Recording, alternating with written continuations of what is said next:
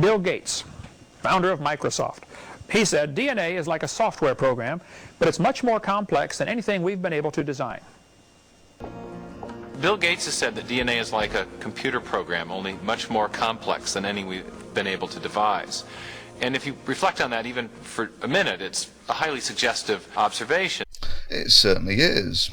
As why would billionaire, non-believer, and founder of the largest transparently operated charitable foundation in the world be making statements supporting creationism? The answer is, of course, he wasn't. The quote is actually taken from the book The Road Ahead, from a passage where Gates is comparing how boring his biology teacher made the subject compared to his chemistry teacher, and the importance of having inspiring teachers. Yep, that's right. Both Kent Hovind, currently in jail for tax fraud, and the Discovery Institute, the intelligent design proponents who would not defend intelligent design under oath, have little problems in reconciling their literal biblical ethics with taking a line out of a passage where a guy is talking about the importance of good teachers to infer that they support intelligent design. This seems to be a pervasive pattern of behaviour amongst young earth creationists. Take, for instance, the Dover trial of 2005, where intelligent design suffered a humiliating rout in court. Take the devout Christians and young earth creationists, Bill Buckingham and Alan Bonsell, who were instrumental in getting the Dover School Board to teach intelligent design. A quick summary of their role in the affair.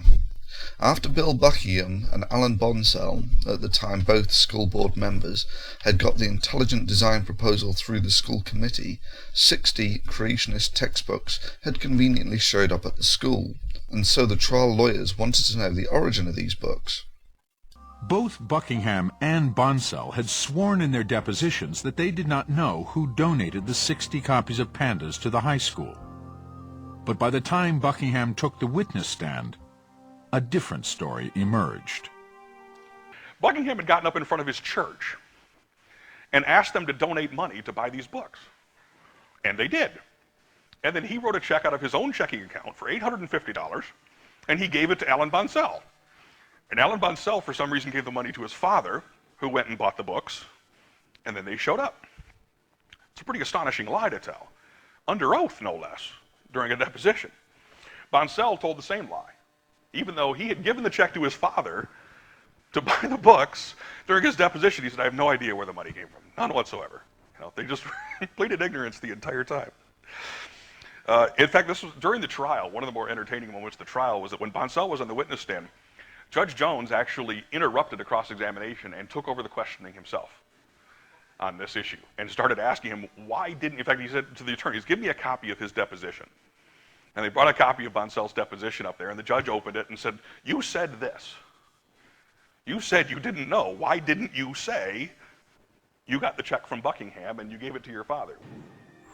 It was almost like this weird feeling that, when you've watched a nature show and you know that the gazelle's about to get it from the lion, I remember actually thinking, oh God, Judge Jones is going to kill Alan Bonsell. I can't look. And then Judge Jones, his face had gotten bright red at this point, and he goes, you tell me why you didn't say where that money came from to buy of Pandas and People. And Alan Bonsell finally, under Judge Jones's grilling, started to get a little nervous, and he started flapping his hands, and he started stammering, and he completely had lost this self-assured composure that he had earlier. For Bonsell in that situation, to have a federal judge, on the stand, basically accuse you of perjury under oath. I suspect that Bonsell may have needed a change of underwear at that point. I suspect he was a little shaken up by that. Jones recommended to the U.S. Attorney that he investigate bringing perjury charges against Buckingham and Bonsell for lying under oath.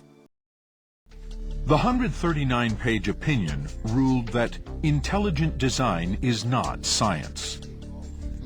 Finding it had been introduced for religious reasons, Judge Jones decided it was unconstitutional to teach intelligent design in Dover science classes. Both defendants and many of the leading proponents of intelligent design make a bedrock assumption which is utterly false. Their presupposition is that evolutionary theory is antithetical to a belief in the existence of a supreme being and to religion in general. To be sure, Darwin's theory of evolution is imperfect. However, the fact that a scientific theory cannot yet render an explanation on every point should not be used as a pretext to thrust an untestable alternative hypothesis grounded in religion into the science classroom or to misrepresent well-established scientific propositions. The citizens of the Dover area were poorly served by the members of the board who voted for the intelligent design policy. Citing what he called the breathtaking inanity of the school board's decision, he found that several members had lied to cover their tracks and disguise the real purpose behind the intelligent design policy. The crushing weight of the evidence indicates that the board set out to get creationism into science classrooms, and intelligent design was simply the vehicle that they utilized to do that. As they passed this, perhaps the funniest statement of the trial came from school board member Heather Giese, who said, "Oh, we're not going to be sued. I have confidence in the district's lawyers." Problem with this was the district's lawyer had told them, "You're going to get sued and you're going to lose." Had told them, "Do not pass this." And that statement became rather prophetic. Not only did they get sued, because they had ignored their own attorney's advice, their insurance policy was canceled. So all of the money that they ended up having to pay out for the plaintiff's fees in this case, they had to pay themselves. Their liability policy wouldn't cover it.